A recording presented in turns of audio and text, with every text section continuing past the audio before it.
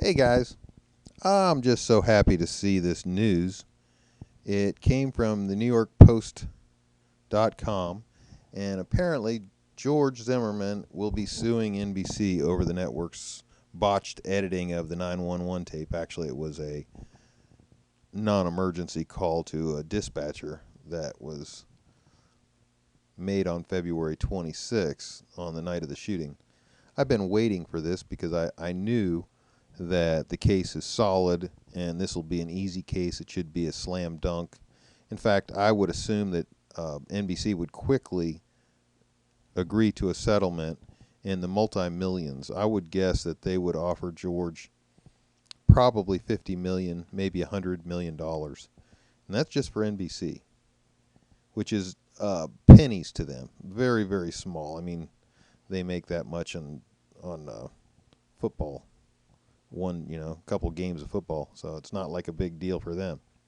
But it's huge for George because he's got, right now, his whole life has been turned upside down, and I would suggest that a big majority of that issue is based on the fact that NBC did these things to stir hatred for George. And now the fact that George can't walk on the street safely has a lot to do with what NBC did.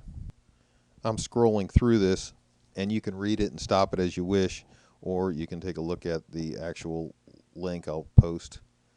But you can see that in this article, what NBC did was they changed the wording, or they just cut out a big section. Because this guy looks like he's up to no good or on drugs or something. He's got his hand in his waistband, and he's a black male. And so that there's a cut there where it says black male, but that's after he was asked what color what the guy looked like. Remember, the dispatcher said, "Is he white, black, or Hispanic?" And he said he looks black. That's what George said when he was asked. Later on in the tape, he clarified it when he could get a good view of Trayvon. He said he's a black male. So they cut it out and put "he's a black male" right after the point where he's describing Trayvon, which was totally biased and obviously meant to twist the facts and make George look like a racist.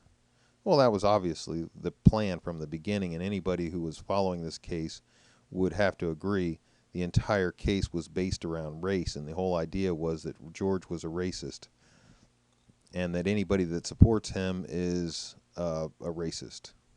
Of course, now the FBI has backpedaled on that. There is no evidence of racism. In fact, George is the anti-racist, as I'd said before in another video. He's the guy that reaches across the aisle and says, "I refuse." If a guy over there needs my help, I don't care what color he is, I'm going to help him out.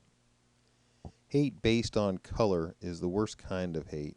How can you hate somebody that you don't even know? It's the most ridiculous, biased thing. I get called a racist all the time, and I always ask, why do you say I'm a racist? Well, you're supporting the murderer of a black child. So, I don't have a horse in this race. You got a Hispanic man that killed a black man. I'm white. I'm pink.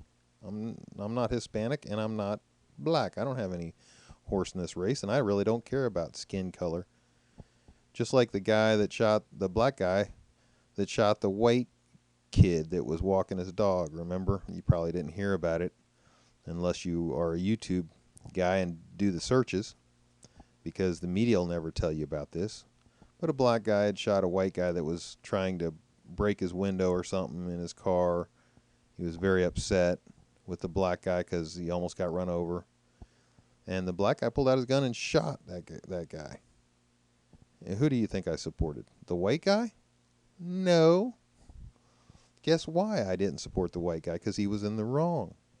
Because the black guy had every right to defend his life. And that's exactly what he did. And I don't have a problem with that. And see, that's the difference. That's how you can tell if you're racist or not.